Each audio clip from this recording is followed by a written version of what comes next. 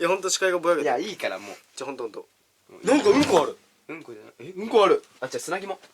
いやおかしいでしょ。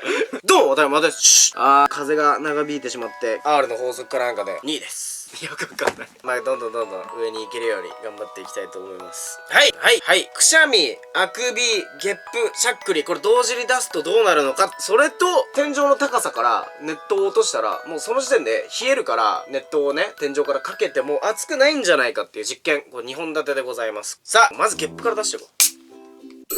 はい、これがゲップです。かなり綺麗な音、上からキラキラの音入ってると思うんですけどもくしゃみですね。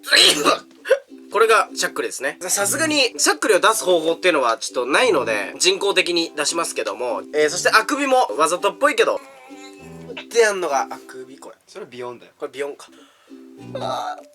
これですね、あくびは。この4つを同時にちょっとやっていこうと思います。コーラ飲んで出たよ。なんか出たね。すいません取り乱しました。このコーラを飲んでゲップを溜めます。鼻に小よりをやってくしゃみ出そうって時にこうやってやりながらしゃっくりをすれば、まあ言っても分かんないと思うんで行動で移していきましょう。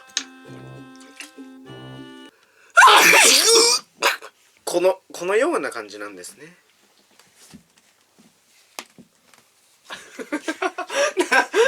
まあそうだね。そうだね。この湯気ですよ。じゃあお願いします。俺床に這いつくるからタオル引こうか。おい、そういうの早めにやっちゃって。おい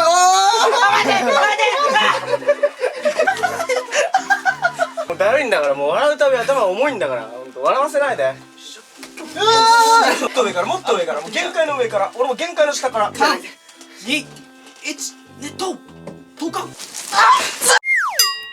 チャンネル登録よろしく。痛い。めっちゃ痛い。おー